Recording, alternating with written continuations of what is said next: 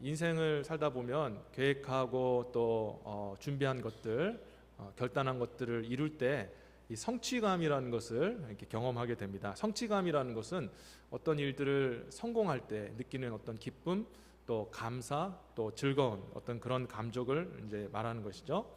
그래서 우리는 이제 때로는 이 성취감을 통해서 삶의 용기를 얻기도 하고 자신감을 회복하기도 합니다.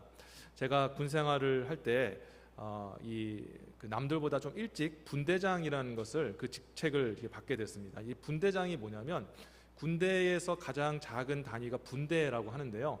보통 7에서 한 10명 정도 숫자가 됩니다. 가장 작은 단위의 이제 대표, 리더가 이제 분대장인데, 보통 이 분대장이라는 것은 군대에서 가장 높은, 그 분대에서 가장 높은 직책인 병장 계급이 이제 하게 되는데요. 저는 저의 윗 선임이 7개월 앞선 선임이라서 7개월 전에 제대를 했어요. 그래서 상병 7째 되는 그 해에 7개월 차 되는 때에 이제 분대장을 단 겁니다. 좀 일찍 이제 분대장을 이제 달게 됐죠.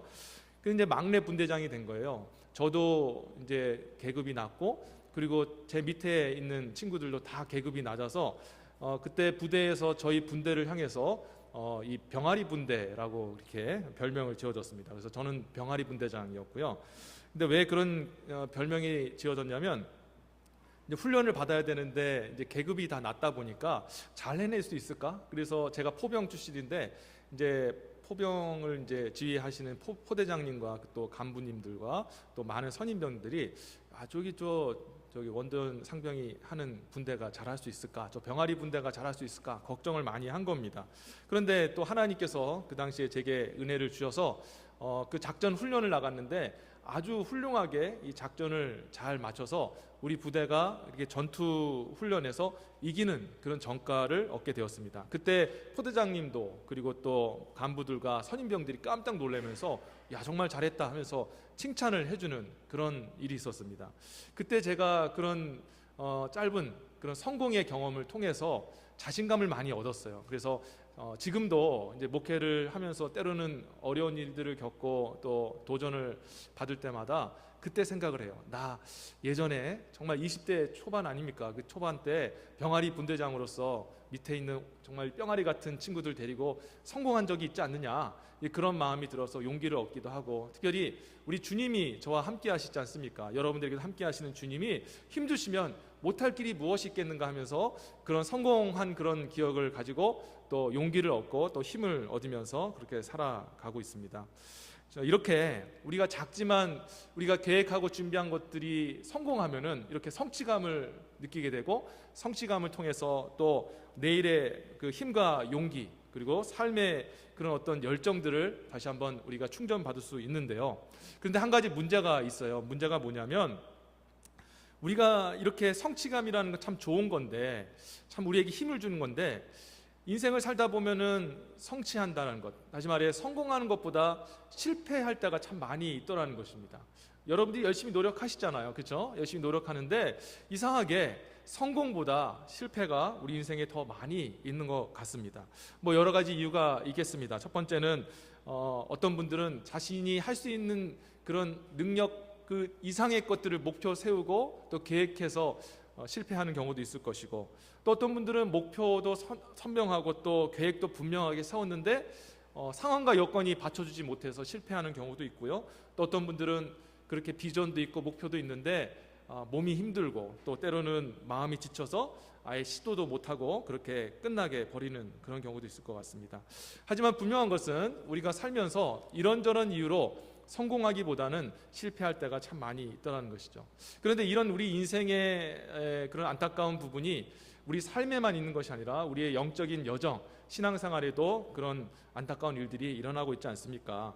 우리가 신앙생활할 때 목표를 정하고 신앙생활을 하고 있습니다. 저는 그건 참 좋은 일이라고 생각을 합니다. 예를 들어서 예를 들어서 40일 작정 기도를 한번 해보자, 새벽 기도에 나와서 40일 동안 한번 기도해보자, 그리고 응답을 받자. 또 이번 예를 들어서 총동원 전도 주일이 있는데 최소 한 가정은 곧 4명 정도 되는 사람을 한번 좀 전도해보자, 교회로 인도해보자 결단할 수도 있고요. 또 이번에는 신구약 성경 최소한 일독을 한번 해보자, 이런 결심할 수도 있습니다. 또 이번 후반기에는 성경 공부 목사님이 꼭 해서 시작하고 끝내지 못했던 그런 것들, 이번에는 한번 끝내서 책을 한번 좀 떼보자 하는 그런 목표를 세우고 여러분들이 신앙생활 하실지도 모르겠습니다. 이런 어떤 거룩한 그리고 신령한 목표 또 계획은 분명히 우리 신앙생활에 도움이 됩니다. 다니엘과 같이, 다니엘도 어떤 결단을 했습니까? 내가 우상의 재물은 절대 먹지 않는다. 생명이 정말 위협을 당한다 할지라도 절대 그러지 아니하겠다라고 결단했고요. 또 내가 매일마다 3번씩 정한 때에 하나님 앞에 기도하겠다라는 그 결단을 해서 그것을 이루어가고 그것을 통해서 하나님께 영광을 올려드렸습니다. 그래서 저와 여러분들이 그런 신령한 목표를 가지고 신앙생활을 하는 것이 참 귀한 일이라고 저는 믿고 또 그렇게 하시기를 바라겠습니다. 그런데 실제는, 그러나 현실은 무엇이냐? 우리가 그렇게 목표를 가지고 열심히 도전하지만 성공하기보다는 실패할 때가 많이 있다는 것이죠. 그래서 실패하다 보면 어떤 마음이 듭니까? 이번에 40일 기도 또 실패했구나. 한 가정은 고사하고 한 영혼도 내가 인도하지 못했구나. 시간이 그렇게 많이 있었는데 왜 성경 일독하는 것이 그렇게 힘든가? 왜 나는 시작만 하고 끝을 내지 못할까? 이번에도 왜 내 성경 공부의 마지막 반 이상은 빈칸으로 남아있을까라는 그런 어떤 실패감과 그로 인해서 낙심함, 또 하나님 앞에 대한 죄송한 마음의 죄의식이 있을지도 모르겠습니다.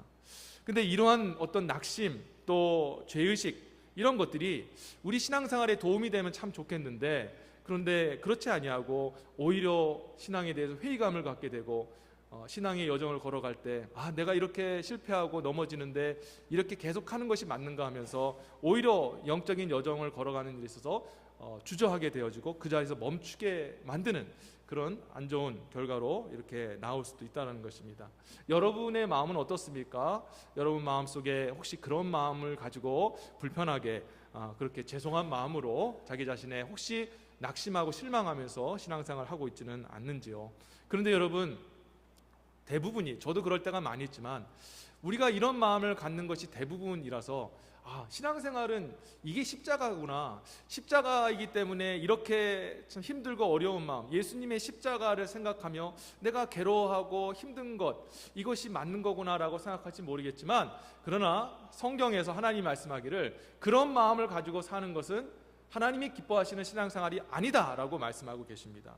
하나님은 당신을 섬기고 당신을 따라가는 당신의 백성의 삶에 대해서 기쁜 것이고 감사한 것이고 즐거운 것이고 영광스러운 것이다 라고 말씀하고 계시다라는 겁니다. 시편 100편 1절과 5절에 보면 이런 말씀이 기록이 되어 있습니다. 제가 한번 읽어보겠습니다. 온 땅이여 여호와께 즐거운 찬송을 부를지어다. 기쁨으로 여호와를 섬기며 노래하면서 그의 앞에 나아갈지어다.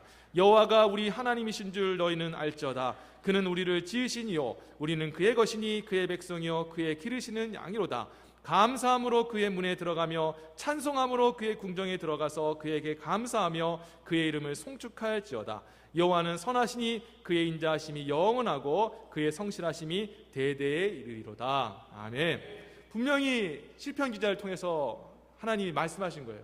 나를 따르는 길, 나의 백성으로 사는 길은 찬송이 넘치는, 기쁨이 넘치는 그 길이다, 감사가 넘치는 길이다 라고 그렇게 우리에게 말씀하고 있다는 겁니다. 한마디로 해서 신앙생활은요 기쁘고 즐거운 것이다라는 거죠. 신약 성경에 보면 빌립보서 4장 4절과 7절에 보면 또 이런 말씀이 기록이 되어 있어요. 주 안에서 항상 기뻐하라. 내가 다시 말하노니 기뻐하라. 너희 간영을 모든 사람에게 알게 하라. 주께서 가까우시느니라. 아무것도 염려하지 말고 오직 모든 일에 기도와 간구로 너희 구할 것을 감사함으로 하나님께 아뢰라. 그리하면 모든 지각에 뛰어나신 하나님의 평강이 그리스도 예수 안에서 너희 마음과 생각을 지키시리라. 아멘. 자, 이 말씀도 똑같은 말씀 아니겠습니까? 주 안에 있는 우리에게 주님께서 기쁨을 주신대요. 근데 기쁨을 주시는데 어느 정도 큰 기쁨을 주시느냐? 내 이 기쁨, 내 마음을 만족시켜 주실 뿐만 아니라 다른 사람을 향해서도 관용을 베풀 수 있는, 다른 사람의 그런 용서하고 품어주고 사랑할 수 있는 정도까지도 기쁨을 허락해 주신다라고 말씀하고 있는 것입니다. 우리도 살다 보면은 내 마음이 기쁘지 아니하면 옆에 있는 작은 사람들이 조금만 피해 주는 것 같이 느껴지고 조금 공격하는 것 같으면은 막 그렇게 심하게 반응하지 않습니까? 그런데 우리 마음이 기쁘고 즐거우면은 다 용납할 수 있는 것 아니겠습니까? 마찬가지로 신앙생활하면 하나님을 섬기는 그것은 기쁨이어서 우리가 모든 사람들을 간용하고 품을 수 있을 정도로 큰 은혜가 있다라고 말씀하고 있습니다. 또한 이 말씀을 통해서 그리스도인들에게 하나님께서는 예수 그리스도를 통해서 마음의 평강을 주셔서 그 마음과 생각을 지켜주신다라고 그렇게 말씀하고 있는 것이죠. 사도행전 1장 46절을 보면요, 초대교회의 모습에 대해서 기록이 되어 있는데 단 한마디로 이렇게 기록이 되어 있습니다. 날마다 마음을 같이하여 성전에 모이기를 힘쓰고 집에서 떡을 떼며 기쁨과 순전한 마음으로 음식을 먹고라고 기록이 되어 있어요. 기쁨과 순전한 마음으로 모여서 같이 예배드리고 그리고 음식을 먹었다라고 기록이 되어 있다는 것입니다. 얼마나 기쁘면 여러분 모이기를 즐거워하겠습니까? 어떤 분은 사람과 관계하는 것을 굉장히 즐거워하시고 사람을 만날 때 힘을 얻는 분이 있고, 또 어떤 분들은 내성적이라서 사람을 만날 때 오히려 힘이 빠지고 지치는 경우가 있어요. 그런데 그런 다양한 사람이 있음에도 불구하고 초대교회의 모습을 보니까 모든 사람들이 모이기에 기뻐했다라고 얘기를 하고 있는 것입니다. 그러니까 이 말은 그 모임 가운데, 그 공동체 가운데 하나님께서 모든 사람들이 다 기뻐할 수 있는 충만한 은혜와 기쁨을 허락해 주셨다라는 것을 이야기하고 있는 것이죠. 여러분, 그래서 우리가 이 성경 말씀을 통해 알 수 있는 건 뭐냐? 바로 신앙생활은 기쁨이요 즐거움이요 감사하고 찬양이라는 것을 알 수가 있다라는 것입니다.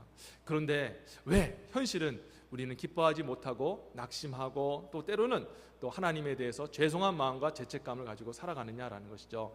그 이유에 대해서 오늘 본문이 뭐라고 답하고 있냐면, 여러분들이 하나님을 작게 보기 때문입니다. 하나님을 크게 본다면, 크신 하나님을 본다면 우리 하나님의 은혜로 말미암아 다시 우리의 마음이 회복될 수 있다라고 그렇게 말씀하고 있습니다. 로마서 1장 19절과 20절에 보면 오늘 본문인데요, 제가 다시 한번 읽어보겠습니다. 이는 하나님을 알만한 것이 저희 속에 보임이라. 하나님께서 이를 저희에게 보이셨느니라. 창세로부터 그의 보이지 아니하는 것들 곧 그의 영원하신 능력과 신성이 그 만드신 만물에 분명히 보여 알게 되나니 그러므로 저희가 핑계치 못할지니라. 아멘. 자, 하나님께서 오늘 이 사도 바울을 통해 우리에게 뭐라 말씀하시냐면, 너희들의 나를 바라보는 시선을 더 넓혀라, 더 높여라 라고 그렇게 말씀하고 있는 것입니다. 우리는 살다 보면 우리 자신과 우리 자신에게 일어나는 주변의 일들만 바라보고 하나님을 그 정도 사이즈의 하나님으로만 생각하고 있는 것입니다. 그런데 오늘 사도 바울이 본문을 통해 뭐라고 얘기하냐면, 하나님은 그 정도 사이즈, 너하고 너희의 이 주변에 있는 것에만 역사하는 그런 하나님이 아니라 온 세계와 열방과 우주 위에서 그것을 통치하고 계신 세계의 하나님, 열방의 하나님, 우주의 하나님 되신다라는 것을 선언하고 있다는 것입니다. 그러면서 뭐라 말씀하시냐면, 그 하나님의 그 크신 영광이 얼마나 크고 위대한지 이 세상에 있는 모든 만물을 다 바라볼 때 그 안에 하나님의 놀라운 신성이 다 그 안에 들어있다. 심지어는 예수를 믿지 않는 불의한 자라 할지라도 하나님의 은혜가 그 안에 잊혀져서 그 안에서도 하나님의 그 신령한 신성을 바라볼 수 있다라고 그렇게 말씀하고 있는 것입니다. 이것을 통해 알 수 있는 게 뭐냐? 우리 하나님은 크신 하나님, 그리고 광대하신 하나님, 그리고 위대하신 하나님이라는 것을 알 수 있는 것입니다. 성도 여러분, 우리 하나님을 오해하지 않게 되시기를 진심으로 바랍니다. 우리가 믿는 하나님은 우리와 우리 주변에 있는 거기에만 역사하시고, 내가 하나님 앞에 어떤 일을 이루지 못했다 할지라도, 내가 하나님 앞에 어떤 일을 온전히 성취하지 못했다 할지라도 그것 때문에 마음 상하시고 우리를 향해 불편한 감정을 가지시고 또 그렇게 하지 못했을 때 우리를 복수하시는 그런 수준의 하나님이 아니라는 것을 여러분이 아셔야 합니다. 하나님은 크신 하나님이십니다. 광대하신 하나님이십니다. 하나님의 시선과 능력과 통치는 한 개인을 뛰어넘어서 온 세계와 열방과 우주를 아버지 덮는 줄 여러분 믿으시기를 주의 이름으로 축원합니다. 우리가 하나님 앞에 결단한 것을 때로는 이루지 못하고 또 연약함에 쓰러진다 할지라도 우리 하나님은 그 크신 은혜와 그 크신 긍휼로 그 연약한 부분들을 덮어주시고 용서하시고 자비를 베푸시는 그런 정말 위대하신 하나님 되심을 다시 한번 기억하시기 바라겠습니다. 성경에 보면 하나님은 우리를 정죄치 아니하신다라고 말씀하십니다. 이사야서 1장 18절에 보면 여호와께서 말씀하시되 오라 우리가 서로 변론하자. 너희의 죄가 주홍 같을지라도 눈과 같이 희어질 것이요 진홍같이 붉을지라도 양털같이 희게 되리라. 아멘. 보통은 하나님하고 우리가 변론할 때 하나님 용서해 주셔야 되는 건 아닙니까? 그러면 하나님께서 반대로 아니야 내가 너를 용서할 수가 없어 라고 해야 그게 맞는 거 아니겠습니까? 우리의 상식에 맞는 거 아니겠어요? 그런데 반대인 거예요. 하나님 당신은 나를 용서하지 못하실 것 같습니다. 당신은 나를 용납하지 못하실 것 같습니다 라고 얘기할 때 무슨 소리냐? 내가 너를 인정하고 내가 너를 용납하고 내가 너를 불쌍히 여기고 너의 죄를 용서해 줄 것이다 하고 반대로 변론을 하자라고 말씀하고 계십니다. 이 말은 하나님께서 저와 여러분들을 사랑하시고 저와 여러분들의 죄를 반드시 용서해 주시겠다라는 것을 말씀하고 있는 거 아니겠습니까? 미가서 7장 18절 19절에도 비슷한 말씀이 있어요. 주와 같은 신이 어디 있으리까? 주께서는 죄악과 그 기업에 남은 자의 허물을 사유하시며 용서한다는 말씀이죠. 인애를 기뻐하심으로 진노를 오래 품지 아니하시나이다. 다시 우리를 불쌍히 여기셔서 우리의 죄악을 발로 밟으시고 우리의 모든 죄를 깊은 바다에 던지시니이다. 아멘. 주님이 말씀하셨어요. 내가 너희를 용서한다. 내가 큰 자비로 너희를 품어준다. 다시 내가 너희를 받아준다. 은혜를 베풀 것이다 라고 구원해 줄 것이다 라고 말씀해 주셨다는 겁니다. 근데 이게 주목할 것이 뭐냐면 이 말씀이 언제 기록된 말씀입니까? 바로 구약시대에 기록된 구약의 말씀이라는 거예요. 구약의 말씀은 어떤 시대입니까? 바로 율법의 시대를 말하는 거 아닙니까? 율법이라는 것은 하나님의 말씀이고 법으로서 지키면 복과 구원을 주고 안 지키면 심판과 멸망이 임하는, 한마디로 말해서 두렵고 무서운 선악 판단과 삶과 죽음의 그 모든 것들을 가르는 기준이 바로 율법의 말씀 아니겠습니까? 그런데 이 율법 시대, 무서운 이 율법 시대 속에서도 하나님이 한결같이 하시는 말씀이 뭐냐? 나는 인자와 자비와 은혜가 풍성한 하나님이라. 나는 너희에게 대해서 오래 참을 것이며 너희 죄를 끝까지 용서할 것이며 너희를 영원히 사랑할 것이다 라고 그렇게 말씀하고 계시다는 것입니다. 성도 여러분, 우리가 하나님이 우리를 이렇게 사랑하시고 크고 위대하신 하나님 되심을 다시 한번 믿으시기를 주의 이름으로 축원합니다. 그래서 우리가 실패하고 무너졌다 할지라도 우리 하나님은 절대 여러분을 향한 그런 사랑과 은혜를 거두지 아니하신다라는 것을 여러분 믿으셔야 합니다. 앞으로 그렇게 하지 않으실 것입니다. 그것을 어떻게 할 수 있습니까? 바로 하나님의 아들 예수 그리스도를 저와 여러분 가운데 보내주셨기 때문입니다. 여러분, 하나님의 사랑이 뭐라고 얘기했습니까? 내가 너희를 너무나 사랑하고 내가 너희에게 끝없는 긍휼과 은혜를 베풀 것이다. 그 증거로 나의 사랑하는 아들, 내 아들을 너희를 위해 십자가에 달려 죽게 하고 너희 죄를 용서할 것이며 그의 생명을 너희에게 줄 것이다 라고 말씀한 것 아니겠습니까? 여러분, 예수의 생명이 우리에게 주어졌기 때문에 하나님의 사랑은 무한하다라는 것을 여러분들이 반드시 믿으시기를 바랍니다. 여러분, 예수의 가치가 어떤 가치입니까? 우리가 예수님의 가치는 우리 모든 우주, 세계와 열방과 우주를 다 가지고 와서 가장 가치 있는 것을 드려도 예수님의 가치하고 바꿀 수가 없습니다. 예수님의 가치는 우주보다 더 크고 위대하지 않습니까? 그런데 놀라운 사실은요, 지금 과학자들이 뭐라 얘기하냐면, 천문학자들에 의하면 지금 무한에 가까운 이 우주가 지금도 팽창하고 있다고 얘기를 하고 있습니다. 무한을 향해서, 무한한 우주인데 더 무한을 향해서 팽창하고 있다고 얘기합니다. 자, 그렇다면 예수님의 가치가 이 우주, 무한히 팽창하는 우주보다 더 높으신 그런 가치를 가지고 계시다면 하나님께서 저와 여러분들을 사랑하시기 위해서 예수를 우리에게 주셨다면 그 말은 무엇입니까? 바로 하나님의 우리를 향한 사랑이 무한하다라는 것을 말씀하고 있는 것입니다. 지금도 그 하나님의 은혜와 긍휼은 정말 우주가 팽창하듯이 무한을 향해서 저와 여러분 가운데 부어주고 있는 겁니다. 그래서 이 하나님의 은혜를 다함없는 무한한, 알파와 오메가, 시작도 없고 끝도 없고 영원한 하나님의 은혜라고 하여 그것을 히브리어로 헤세드라고 하는데 헤세드의 하나님이라고 얘기를 하는 것입니다. 성도 여러분, 그래서 우리가 오늘 이 시간에 여러분들이 반드시 바꿔야 되고 또 확실히 깨달을 게 뭐냐? 하나님은 여러분이 실패하고 또 넘어져도 여러분 하나님께서는 용서하시고 다시 일으켜 세워주시고 여러분을 여전히 사랑하신다는 것을 믿으시기를 주의 이름으로 축원합니다. 잘 안 되었다 할지라도, 실패했다 할지라도 낙심하지 마시고 괴로워하지 마시길 바랍니다. 그리고 하나님께서 내가 이것 때문에 나를 미워하실 것이다, 나를 심판하실 거다라는 제발 그런 오해는 하지 않게 되시기를 진심으로 바랍니다. 오히려 이럴 때일수록 부족하고 연약함을 느낄 수 있도록 그때에 하나님 앞에 찬양하고 감사하고 경배드리면서 나가야 됩니다. 왜 그럴까요? 두 가지 이유가 있는데, 첫 번째는 하나님께서는 은혜를 베푸시는데 내가 하지 못하고 부족한 부분들을 하나님의 은혜로 채워주시기 때문에 우리는 감사하고 찬양하며 나가야 합니다. 하나님은 우리가 부족하다는 걸 알고 계십니다. 우리의 최선이 하나님 보실 때 실패라는 것을 이미 알고 있습니다. 그건 우리가 경험을 통해 알고 있습니다. 우린 절대 하나님의 마음을 만족시켜 드릴 수 없습니다. 부족합니다. 그렇다고 해서 하나님 절대 정죄하지 아니하십니다. 왜냐하면 우리의 부족하고 연약한 것들은 하나님의 은혜로 덮어주시기 때문입니다. 오히려 하나님은 그것을 기뻐하십니다. 왜냐하면 그 은혜를 깨달아서 우리가 하나님 앞에 감사하고 찬양하는 것을 누구보다 하나님께서 기뻐하시기 때문인 줄 믿으시기를 바랍니다. 하나님은 저와 여러분들을 도와주길 원하십니다. 하나님은 저와 여러분들을 세워주길 원하십니다. 그것으로 기쁨을 찾으시는 분이십니다. 따라서 우리가 부족한 것 때문에 하나님 앞에 죄송할 것도 아니요, 하나님 앞에 오히려 은혜 주심에 감사하며 찬양하며 나가면 되는 것입니다. 또한 하나님 앞에 감사하며 찬양하며 나아갈 것은 우리 하나님이 우리를 사랑하실 때 우리의 행위로 사랑하시는 것이 아니라 바로 우리의 존재 자체를 사랑하시기 때문이라는 것입니다. 여러분, 예수를 우리에게 주심이 우리가 어떤 일을 잘했고 성공했기 때문에 주신 것입니까?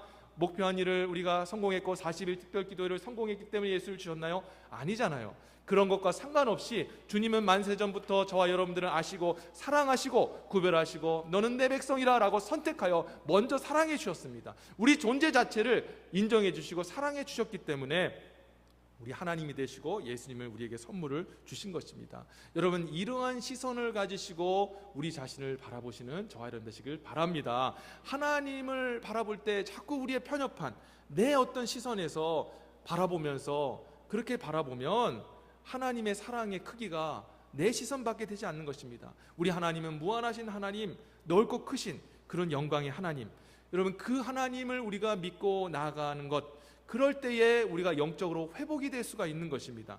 아, 그렇구나, 내 신앙생활은 힘과 노력으로 하는 것이 아니라 바로 하나님의 은혜로 하는 것이구나 라는 것을 깨닫게 되어질 때 우리는 낙심하면서 그 모든 것들을 털고 다시 주님 앞에 나아갈 수 있는 것입니다. 그리고 하나님이 내 행위로 사랑하시는 것이 아니라 나의 존재 그 자체로 나를 기뻐하시고 사랑하시는구나 라는 것들을 깨닫게 되어질 때 나의 낮은 자존감이 회복되어지고 그 안에 사랑이 부어져서 이웃까지도 사랑할 수 있는 그런 능력을 소유할 수 있게 되는 것입니다. 여러분, 이게 바로 우리가 믿고 또 따라야 될 그리고 복음이라는 것을 여러분들이 기억하시길 바라겠습니다. 이제 말씀을 맺도록 하겠습니다.